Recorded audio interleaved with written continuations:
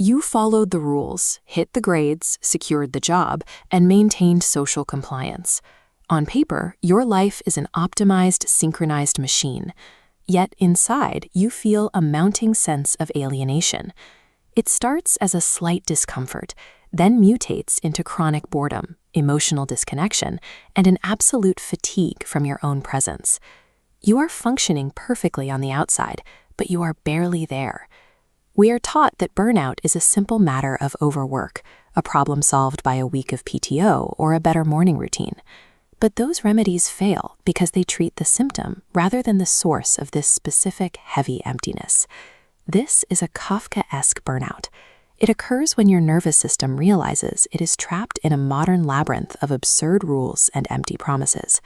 You are living out a script that was imposed on you before you were old enough to choose your own path. You spend your days striving to be productive, happy, and intelligent according to metrics you didn't create. That pressure inevitably turns inward, creating an endless cycle of self-judgment for failing to enjoy a life that doesn't actually belong to you. You say you are tired, but the reality is that you are exhausted from existing. You are burning through your psychological reserves just to sustain an identity that doesn't fit. Franz Kafka wrote stories that feel like nightmares, but his work serves as a cold, surgical diagnostic tool for the silent pain of modern existence.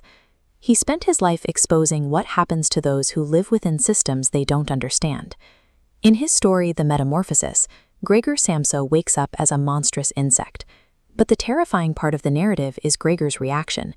He doesn't panic about his lost humanity. He only worries about being late for his shift. Kafka is showing us a world where the grotesque transformation of a human soul is less disturbing to society than a temporary drop in productivity. As long as you keep functioning in the system does not care who or what is left of you inside. This dynamic often begins with the archetype of the good employee. For years, Gregor repressed his desires and annulled his own will to support his family. He crushed his own boundaries to meet expectations, essentially erasing his identity in the name of a duty that was never reciprocated. How many times have you suppressed what you felt or ignored your own needs just to keep the peace in a relationship or at work? We are taught to view this self-sacrifice as responsibility or discipline. In reality, it is a slow-motion erasure of the individual. Carl Jung offered a framework for why we allow this to happen. He studied the psychological trade-offs we make to survive within a social hierarchy. Jung called this the inflated persona, the mask worn for acceptance. Burnout occurs when it permanently fuses with us, deforming our essence. We accept this, preferring predictable routine to the terrifying unknown, rather than asking, who am I without this role? But when you silence yourself for too long, your psyche begins to scream. This scream isn't verbal. It becomes anxiety attacks, a sense of depersonalization, and a desire to disappear. This is your psyche forcefully shutting down the host. When a life makes no sense to the soul, the mind eventually refuses to keep the body moving. This brings us back to the monster in the mirror. Gregor Samsa's physical transformation was the only way his body could stop him from returning to a life that was killing his spirit. It was the emergence of the shadow, the massive weight of every desire he had buried for years, finally taking form. View your own suffering through this lens. The monster of your burnout is a messenger. It is carrying the truth that you have refused to hear while you were busy playing your role.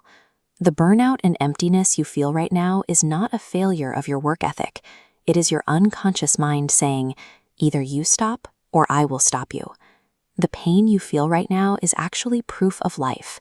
It means your true self is still in there, and it is finally fighting back against the system that was designed to consume it. The version of you that the world applauds is actively suffocating the version of you that is true. To survive this, you have to stop trying to fix your ability to function and start questioning the identity you assumed just to survive. You must allow the false ideas, images, and expectations of others to die. It hurts like a real loss, but in that morning, you find the rare chance to be reborn as someone you actually recognize. The central question is no longer, how do I get back to work? The question is, who would I be if I had the courage to abandon everything I was told I am? Start the process of honesty with yourself right now. Go down to the comments and write, "I am in process."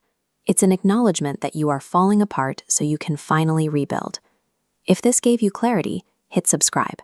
And to understand exactly how to integrate this pain through shadow work, click the video on the screen now.